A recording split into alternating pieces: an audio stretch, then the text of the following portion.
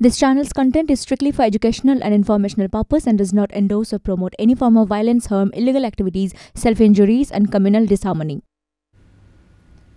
বোমা মিলেছে কিন্তু ফাটেনি, মারামারি হয়েছে তবে কারো মাথাও ফাটেনি। কমিশনের কথায় বাংলায় প্রথম দফার ভোট হয়েছে শান্তিপূর্ণ, একই মত যুযুদান সব পক্ষের। তাহলে কি ভোটে শান্ত হচ্ছে বাংলা?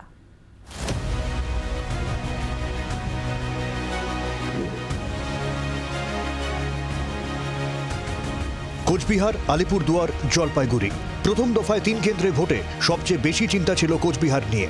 কারণ ভোটের আগে থেকেই নিশীথ প্রামাণিক বনাম উদয়ন গুহর তরজায় হাওয়া ছিল গরম।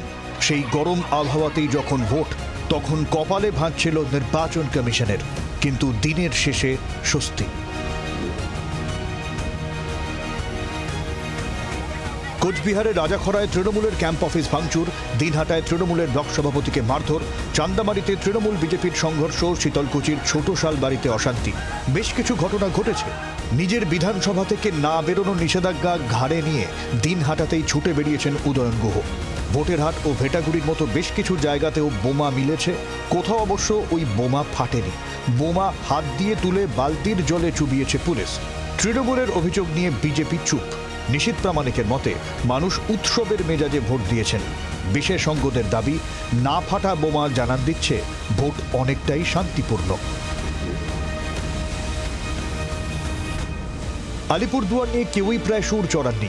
জলপাইগুড়িতে কিছুটা উত্তেজনা হয়েছে বিজেপি বিধায়ক শিখা চট্টোপাধ্যায়কে ঘিরে, যদিও সেই অশান্তি শিলিগুড়ির সীমানাতেই আটকে ছিল, যা বাংলার ভোট হিংসার ট্র্যাক রেকর্ডের সঙ্গে খাপ খায় না বলেই মত অনেকের। গতবারের তুলনায় প্রথম দফায় ভোট কম পড়লেও নির্বাচন মোটের ওপর শান্তিপূর্ণ। কমিশন সূত্রে জানানো হয়েছে, রাজ্যে ভোটকে কেন্দ্র করে মোট 556টি অভিযোগ জমা পড়েছে, কিন্তু কোনোটাই খুব একটা গুরুতর নয়। কিন্তু কেন তুলনামূলক শান্তিপূর্ণ প্রথম দফা?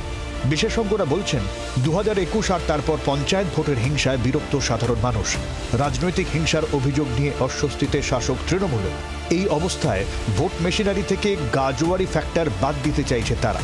তাছাড়া দলের গোষ্ঠীকন্দল সামাল দেওয়ার বিষয়টিও রয়েছে, বিশেষ করে কোচবিহারে। ভোট শান্তিপূর্ণ হওয়ার ক্ষেত্রে আরও বেশ কিছু ফ্যাক্টরের কথা বলেছেন রাজনৈতিক বিশেষজ্ঞদের একাংশ। নির্বাচন কমিশন এবার অনেক কড়া ছিল। সব বুথে কেন্দ্রীয় বাহিনী মোতায়েন করা হয়েছিল। কেন্দ্রীয় বাহিনী সক্রিয় রাখার ক্ষেত্রে প্রশাসনের ওপর ভালো রকম চাপ ছিল। সক্রিয় ছিলেন নির্বাচনী পর্যবেক্ষকরাও। শান্তিপূর্ণ ভোট করানোর ক্ষেত্রে পুলিশ যাতে সক্রিয় থাকে সেই নিয়েও চাপ ছিল। সিভিজিলের মতো অ্যাপের মাধ্যমে সরাসরি অভিযোগ জানানোর সুবিধা ছিল।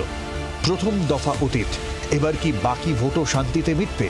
ভোট পণ্ডিতদের একাংশের মতে, কোচবিহারের মতো রাজনৈতিক হিংসার ট্র্যাডিশন রাজ্যের অনেক কেন্দ্রেই রয়েছে। ভোট মরশুমে সেই সব কেন্দ্র কি ব্যতিক্রমী উদাহরণ তৈরি করবে, নাকি এই শান্তি স্রেফ বিচ্ছিন্ন ঘটনা? ব্যুরো রিপোর্ট, জি 24 ঘন্টা।